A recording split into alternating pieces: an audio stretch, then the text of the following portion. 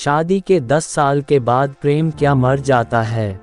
रिश्ता भी विवाहित जोड़े क्या यंत्र चालित ढंग से निभाने लगते हैं? अब ये सब विवाहितों पर लागू होता है अथवा नहीं, ये तो वे ही जाने। स्वरा और आलोक के लिए तो ये पूर्णतया सत्य है।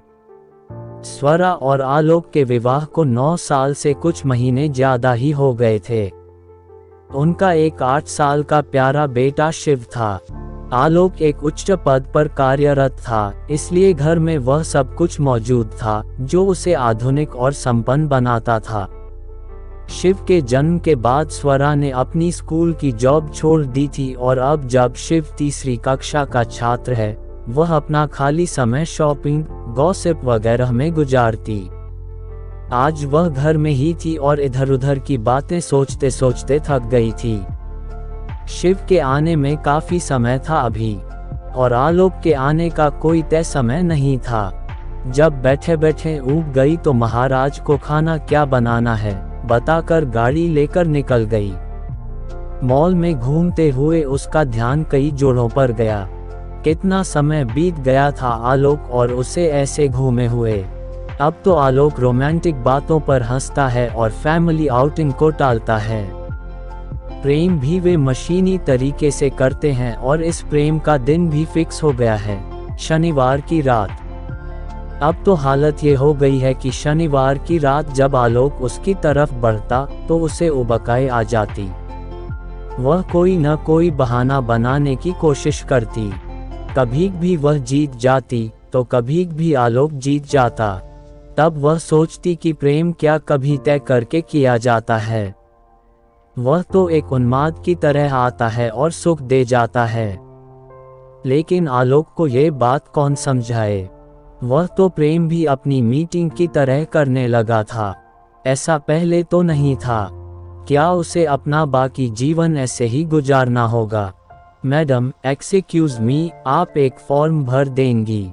एक युवक उसके पास आकर बोला तो उसकी विचारों की तंद्रा भंग हुई और वह वर्तमान दुनिया में लौट आई।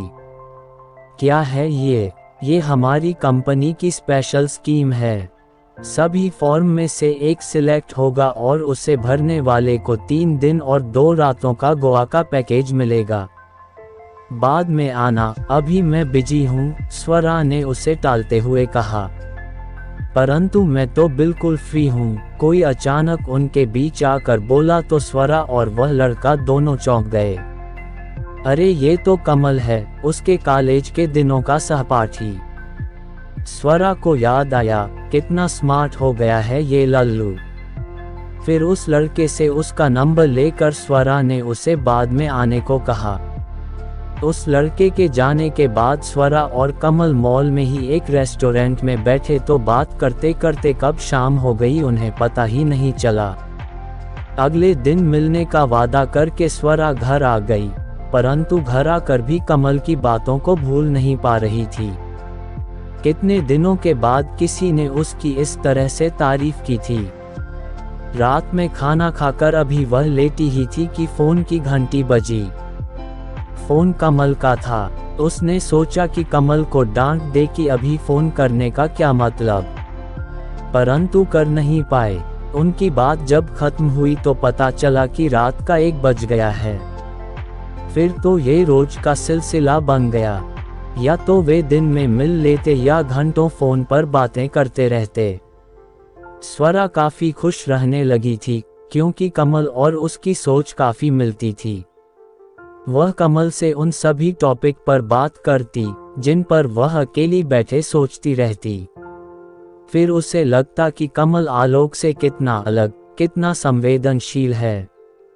ऐसा होने से दोनों ही एक दूसरे का साथ ज्यादा से ज्यादा चाहने लगे थे। एक दिन कमल ने अचानक स्वरा को फोन करके मॉल में बुला लिया और वह पहुंची तो बोला, स्वरा, कल मैं कंपनी के काम से न्यू जर्सी जा रहा हूँ। 1 महीने बाद आऊंगा। क्या इतने दिन? हाँ, लगेंगे तो इतने ही दिन। जाना तो मैं भी नहीं चाहता था पर तुम तो जानती ही हो मेरे बिजनेस की प्रॉब्लम। नहीं कमल, तुम जरूर जाओ, हम फोन पर तो बात करते रहेंगे। स्वरा, मैं एक बात सोच रहा था। हाँ, बोलो, जाने से पहले तुम्हारे साथ कुछ वक्त गुजारना चाहता था। गुजार तो रहे हो। नहीं, ऐसे नहीं अकेले कहीं, तुम समझ रही हो ना। कुछ सोचकर स्वरा ने कहा, बोलो, कहाँ चलें? तुम कोई सवाल मत करो, बस चलो। मुझ पर तुम्हें भरोसा तो है ना? चलो, फिर चलें। कमल ने गाड़ी एक आलीशान होटल के सामने रोकी। ये कहाँ आ गए हम? स्वरा गाड़ी से उतरते हुए बोली। वह खुद को असहज महसूस कर रही थी। स्वरा, मुझे तुमसे जो बात करनी है, उसके लिए एकांत जरूरी है। होटल की लॉबी से कमरे तक पहुंचने का रास्ता स्वरा को काफी लंबा महसूस हो रहा था, परंतु वह अंदर से एक अलग रोमांच का भी अनुभव कर रही थी। शादी के पहले कॉलेज बंद करके जब स्वरा आलोक से मिलने जाया करती थी, तब भी कुछ ऐसा ही महसूस करती थी।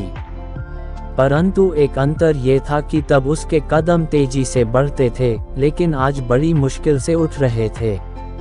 आओ स्वरा, अंदर आओ। कहाँ खो गई? भरोसा तो है न मुझ पर? कमल, ये तुमने दूसरी बार पूछा है। ऑफ कोर्स है यार, न होता तो यहाँ तक आती क्या? अंदर पहुंचकर कमल ने स्वरा को बिस्तर पर बैठाया और खुद उसके घुटनों के पास नीचे बैठ गया। यह क्या कमल, तुम यहाँ क्यों बैठ रहे हो? मुझे यहीं बैठने दो स्वरा, क्योंकि मुझे जो कहना है वह मैं तुम्हारी आंखों में आंखें डालकर कहना चाहता हूँ। ऐसा क्या? स्वरा, तुमसे मिलने से पहले मैं सोचता था कि मेरी जिंदगी यूं ही कट जाएगी। ऑफिस से घर व घर से ऑफिस, और एक ऐसी बीवी जो मुझसे ज्यादा किट्टी पार्टी और शॉपिंग में रुचि रखती है। मैं शायद अपने दोनों बेटों की खातिर जी रहा था ये जिंदगी, लेकिन तुम मिली तो सब कुछ बदल गया। हम दोनों शादी की बेमजा जिंदगी में कैद हैं, इसलिए मैं तुम्हें अपना बनाना चाहता हूँ। ऐसा कहते हुए कमल स्वरा के एकदम करीब आ गया, इतना करीब कि उसकी गर्म सांसें स्वरा के कोमल कपोलों को सुलगानेगी। स्वरा ने इस क्षण के आने के बारे में सोचा न हो, ऐसा ना था। वह सोचती थी कि जब ये क्षण आएगा तो वह रोमांचित हो जाएगी। जो रिक्तता उसकी शादीशुदा जिंदगी में आ गई थी, शायद वह भर जाएगी। परंतु ये क्या? कमल का पास आना उसे बिल्कुल अच्छा नहीं लगा। उसे ऐसा लगा जैसे आलोक की कोई बहुत प्यारी चीज कमल उससे छीनना चाहता है और वह ऐसा होने नहीं देना चाहती। उसी पल उसको ये भी एहसास हुआ कि अंदरूनी रूप से तो वह कभी भी आलोक से दूर हुई ही नहीं थी। एक झटके में वह कमल को पीछे करके खड़ी हो गई।